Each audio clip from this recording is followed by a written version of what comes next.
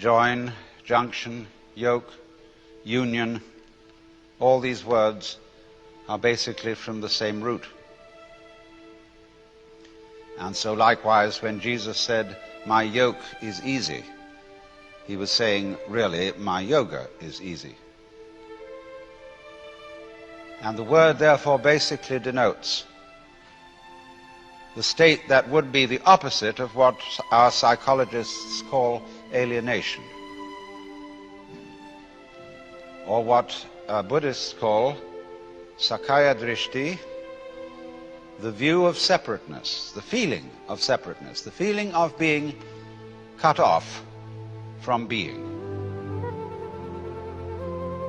And most civilized people do in fact feel that way, because they have a kind of myopic attention focused on their own boundaries and what is inside those boundaries, and they identify themselves with the inside and don't realize that you cannot have an inside without an outside. That would seem, wouldn't it, to be extremely elementary logic, that we could have no sense of being ourselves, of having a personal identity, without the contrast of something that is not ourselves, that is to say, other. But the fact that we don't realize that self and other go together is the root of an enormous and terrifying anxiety. Because what will happen when the inside disappears? What will happen when the so-called I comes to an end, as it seems to? Of course, if it didn't, I mean, if things did not keep moving and changing, appearing and dissolving, the universe would be a colossal bore. And therefore, you are only aware that things are all right for the moment. I mean, I hope most of the people in this gathering have a sort of genial sense inside them that for the time being, things are going on more or less okay. Some of you may be very miserable. And then your problem may be just a little different, but it's essentially the same one. But you must realize that that sense of life being fairly all right is inconceivable and unfeelable unless there is way, way, way in the back of your mind the glimmer of a possibility that something absolutely unspeakably awful might happen. Doesn't have to happen. Of course, you'll die one day. But there always has to be the vague apprehension, the Hintergedanke, that the awful awfuls are possible. It gives spice to life. Now, these observations are in line with what I'm going to talk about tonight, the intellectual approach to yoga. There are basically certain principal forms of yoga. Most people are familiar with Hatha Yoga, which is a psychophysical exercise system, and that's the one you see demonstrated most on television because it has visual value. You can see all these exercises of lotus positions and people curling their legs around their necks and doing all sorts of marvelous exercises. And they're good exercises. The most honest yoga teacher I know is a woman who teaches Hatha Yoga and doesn't pretend to be any other kind of guru. She does it very well. Then there is Bhakti Yoga. Bhakti means devotion.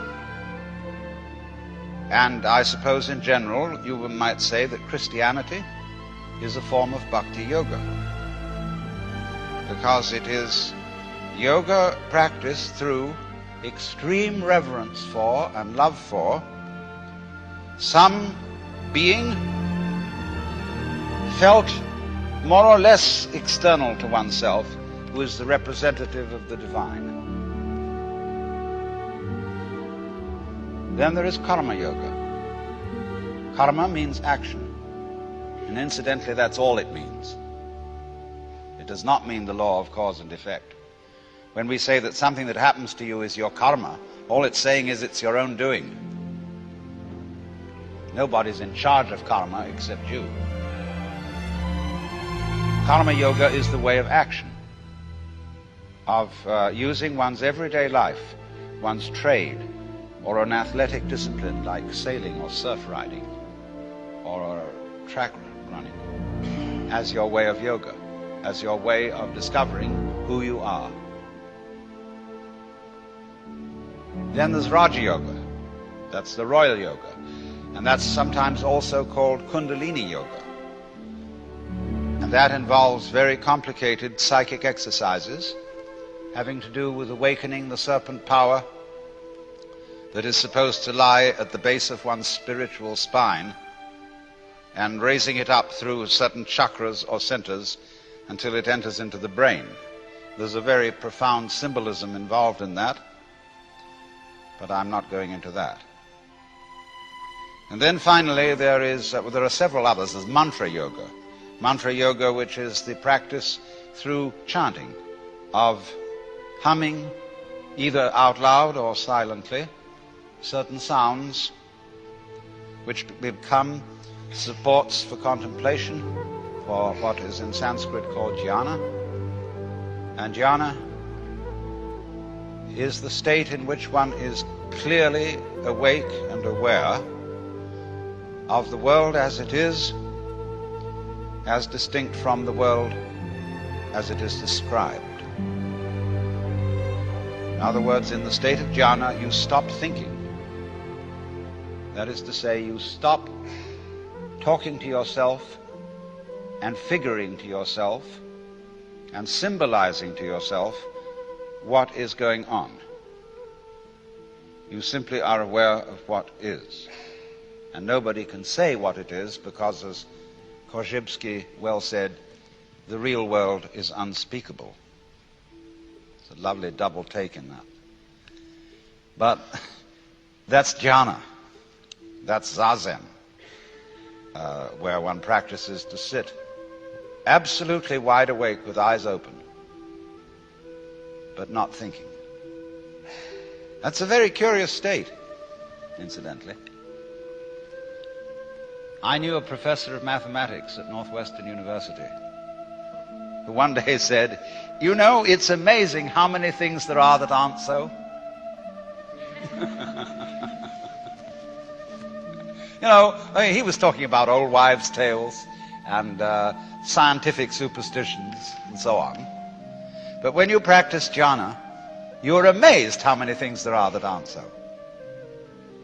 Because when you stop talking to yourself and you are simply aware of what is,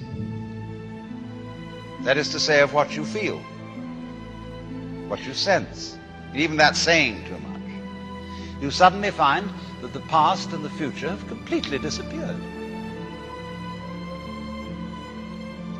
So also have disappeared the so-called differentiation between the knower and the known, the subject and the object, the feeler and the feeling, the thinker and the thought. They just aren't there, because you have to talk to yourself to maintain those things. They're purely conceptual. They're ideas. They're phantoms, ghosts. So when you allow thinking to stop, all that goes away. And you find you're in an eternal here and now. And there's nowhere you're supposed to be. There's nothing you're supposed to do. There's nowhere you're supposed to go, because in order to think you're supposed to do something, you have to think. And so it's incredibly important to unthink at least once a day, for the very preservation of the intellectual life. So if we stop that temporarily and get our mind clear of thoughts, we become, as Jesus said, again as children, and get a direct view of the world, which is very useful once you're an adult. There's not much you can do with it when you're a baby, because everybody pushes you around. You know, they pick you up and sit you there, they sit you there. And you can't do much except practice contemplation. Only you can't tell anyone what it's like.